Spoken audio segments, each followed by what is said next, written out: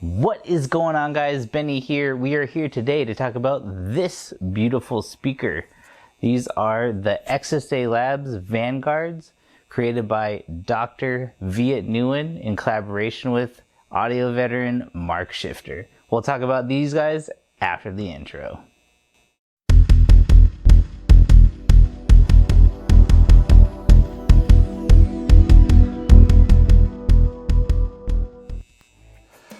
Okay guys, so we have here the XSA Vanguards. So this is a high fidelity monitor from what they're telling me, and it's their version of the LS35As, which if you guys are not familiar with those, they're the BBC licensed version, which they are a little bit different from these, but this is their version. And there's tons of things about this guy that have me super excited. So with this, we'll kind of go over a little bit of the specs and the overview of what this guy is, right? So this, I actually had previously the actual bamboo version of it, which were gorgeous, that you guys probably saw in like thumbnails and things, but I had to send those back because those were I believe, one of the last group of them and pair I had. So I sent them those and they sent me these guys. So I re-listened to them, right? See if there are any differences. No differences from what I can tell. But they sent me this beautiful gloss birch. I'll have some B-roll over that so you can kind of see it in all its glory, right? So on the front here, we do have a baffle that is removable. Reason being, this is a sealed unit. There is no porting involved on this guy. So on the front, we have a 28mm silk dome tweeter. I believe this is a 5 1/4 driver as well, paper cone treated. And then on the back, I'll turn it around here for you guys. On the back, we do have a Vanguard badge and then two beautiful brushed binding posts. Nothing too crazy, very simple speaker, yet not a very simple listening experience, being it's a very complex and very awesome speaker. So this does come with little magnetic grills here. So there you are. And then in terms of the dimensions of this guy, it is 11 1/4 inches high, so almost 12 inches high. I believe it is 7.5 across, and then it's 8 inches deep. So one of the things that Viet did that is a little bit different from the regular BBC licensed ones that are literally 1.5 times more expensive than these, we'll get to that in a minute. This is actually 1.5 inches deeper than those guys, and there's a couple reasons why he did that. So one of the reasons he did do that is when you have a speaker that is a little bit deeper in nature, it tends to be able to dig down deeper. So it has a little bit more bass than the original BBC license type of speaker of the LS35As, and it definitely does from the sound portion. We'll get into that, but it does sound deeper from the other BBC licensed ones that I have heard, because those are a lot more shallower, excuse me. And then on top of that, the other thing is this guy, it has less components from input to output. So from the binding posts to the front of the speaker where the sound comes out, obviously, it has less components than those speakers as well. So what that does is it does give it a little bit better sensitivity. So this has like 84 to 85 dB in that range. It's not crazy hard to drive, but it's not super sensitive either. So you are able to get good volume out of this, even with a not crazy over high powered amplifier, which is great, and being at the price point that this is, very good choice. So when it comes to the sound for this guy, we will jump into the sound. Oh, also the nominal impedance for this guy is 8 ohms. So it obviously lots of amps out there, integrated amps can handle 8 ohms. This can dip a little bit lower, but 8 ohms is good.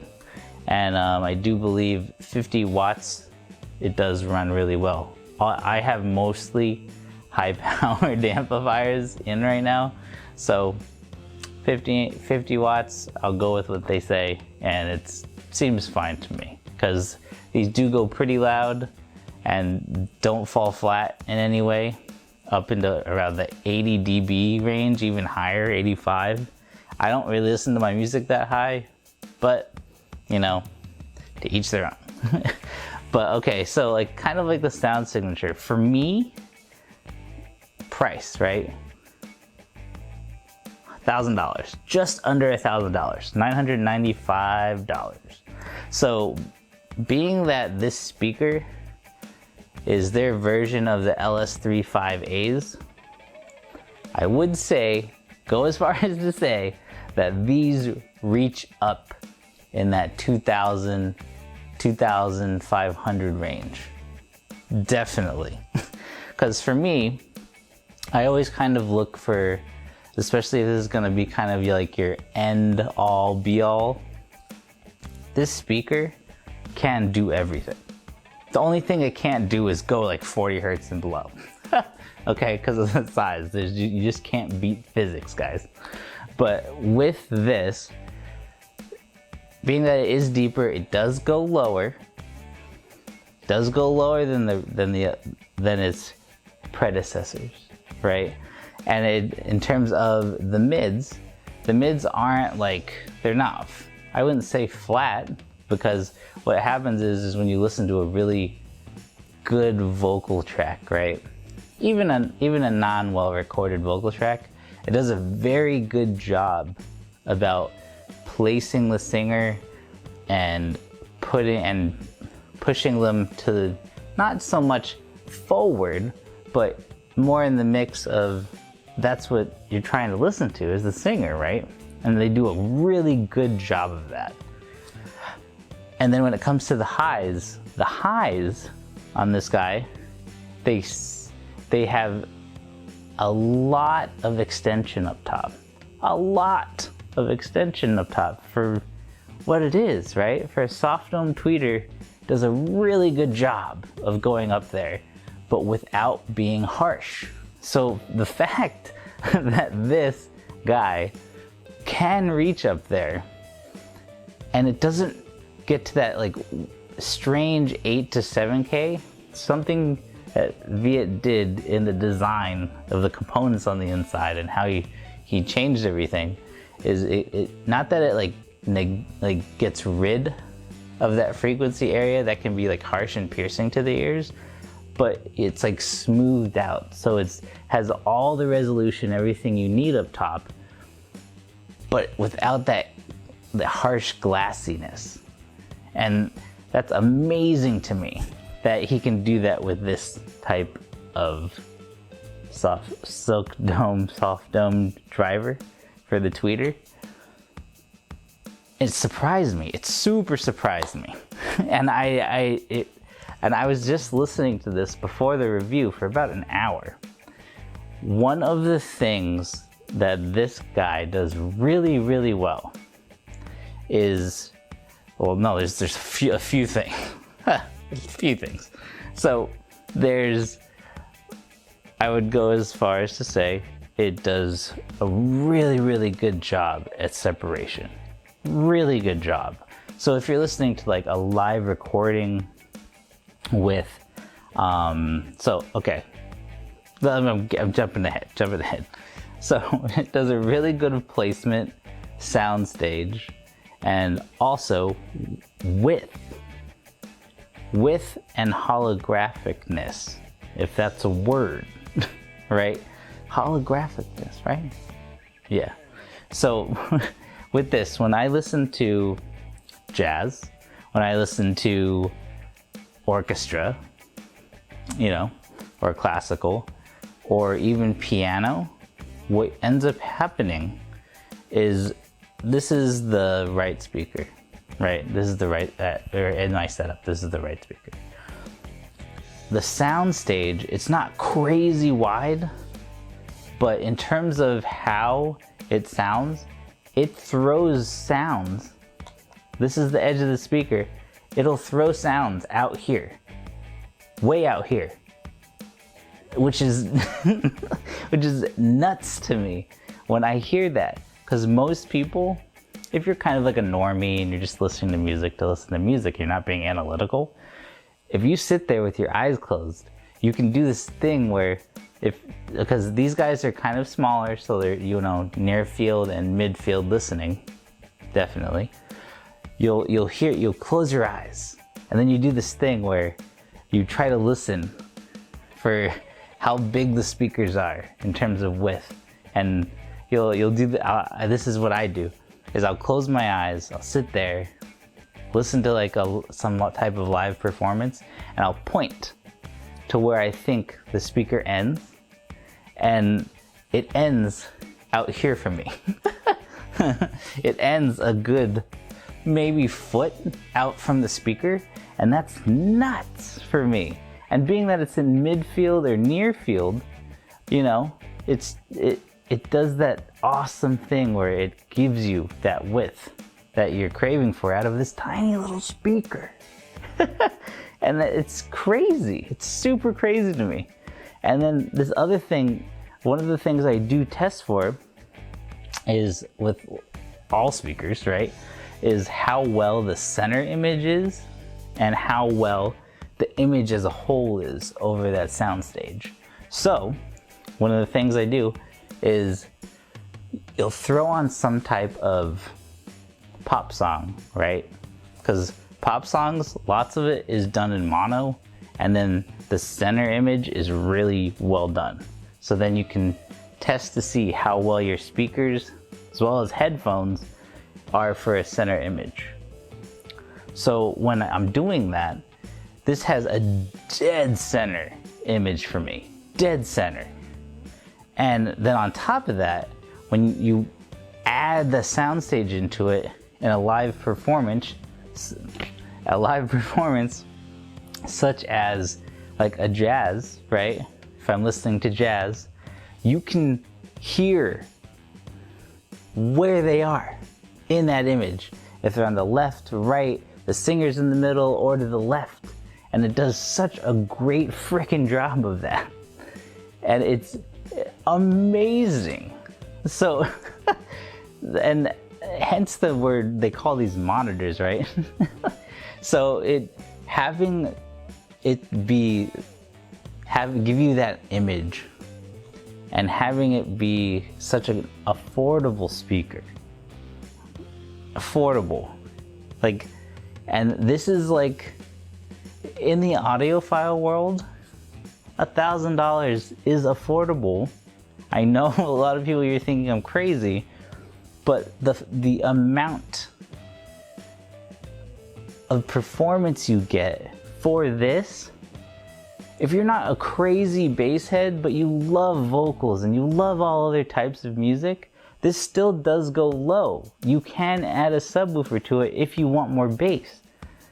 But for $1,000, to me, this speaker is the best all-around speaker that I have ever heard at $1,000. I have the SVS Ultras down there. Those that have kind of a V shape, they have a little bit more bass. But for me, if I want a speaker that sounds good with almost every type of music, other than death metal, right? But any other type of music, vocal, jazz, pop, country, just instrumentalist, prog metal, stuff like that, I would get this guy. I would get this guy. This is, to me, the end game for anyone that wants a speaker that can do it all for $1,000. Like, it I don't know how to reiterate how to show that anymore, than with this guy.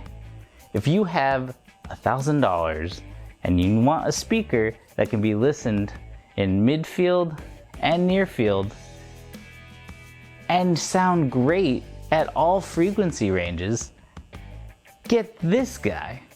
Because for me, this would be my end game. I would be perfectly happy the rest of my life with this. And the other great thing too is being that the smaller size that it is, if you live in a smaller space and you have it in a smaller room, this will throw the bass in that room properly. Because you don't want like huge amounts of booming bass in your room if you have a small space, and also if you have roommates and stuff like that, perfect size. The other thing is that I brought up earlier is this is sealed. So the best part about sealed speakers is you can shove them up against the wall and you don't have crazy amounts of bass added and booming sound waves coming off the wall. Yeah, obviously don't put it against the wall. You got some speaker wire back there, but like you want it at least 6 to 8 inches away from the wall, and it doesn't change the bass tone. Amazing. So if you got a small space, you want a speaker that does an all-around great job for almost all genres, even EDM, amazing. Get this guy for $1,000. You will not be disappointed. I promise you will not be disappointed with this guy. Nope. And I can't, one of the other things about it too is the way you know, the reason why I think they would call it a monitor is because this is a very, very good adapting speaker. So whatever whatever source you're putting into this and whatever amp you're putting into this in terms of powering it, it will adapt and it will take on those traits that the source is coming from. So if you want it to be super analytical and you have super clean amp and DAC section and preamp section, this will do it. It will be super flat if you want it to be flat. And for me, you know, that's not my cup of tea. I like kind of like fun components in my system, so then you can bring the best out of whatever it is. But for me, if you had $1,000, I'll say it again, end game speaker. And in terms of against, if I was gonna compare them to the BBC licensed versions of them that are the $2,000, that are the $2,500 up there, and they're so well known for their imaging and soundstage and vocals, I would choose this. I feel like this punches up there so easily because it is such a well-rounded speaker in all frequency ranges and genres. And I hope I can keep this speaker for a while because I've had it for a few months already. But for me, saying that this is an endgame speaker, this would be my reference speaker against anything. Against anything. Because I have a few speakers in right now that are a little bit over the price range of these and a lot of bit over the price range of these. And those do specific things to music that they can't do that this one does. Meaning, again, really good all-around speaker. End game. Listen to vinyl through it as well. Gorgeous. It took on amazing, like I said, adaptability It took on amazing traits that you get from vinyl, that warm feeling, right? Especially if it's a good recording on it. It took on that warm musicality. It's not rushing. The other amazing thing when you have speakers that are this size, that are super compact and can do it all like this speaker, are the dynamics.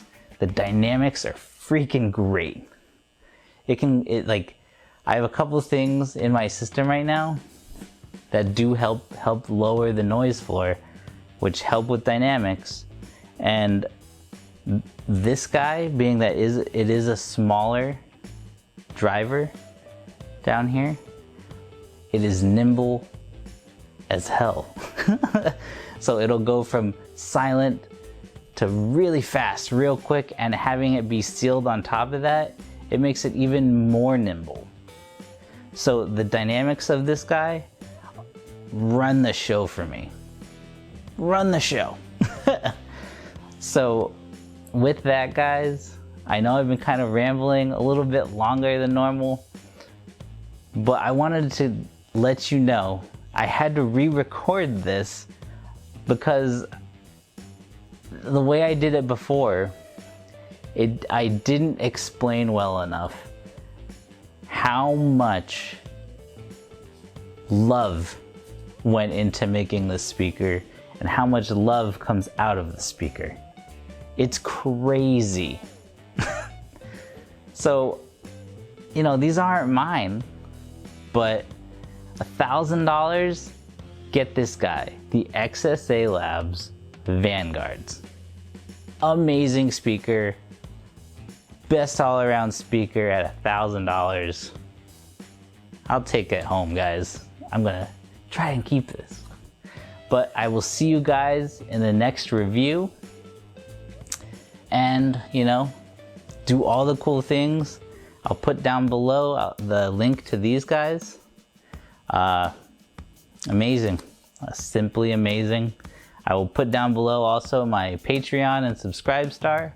So all that money that goes on there will go to being able to actually buy speakers like this, so I can keep it in a lineup and use it as a reference, and other speakers as references as well. Also headphone stuff, and you know, everything for the channel. All the tier 2s on those as well go towards, if you are in the tier 2, all that money, it'll go towards equipment like this, but you can send me messages there too on what I should buy with that money. So once I accumulate that much money from those tiers, I can pick the next thing. Alright guys, I will see you in the next review. I couldn't say more how much I love these guys, and you will be getting lost in listening to music if you try to listen to these analytically. Happened to me way too often. I'm trying to listen purposefully, and then I get lost in the mix and lost in the music.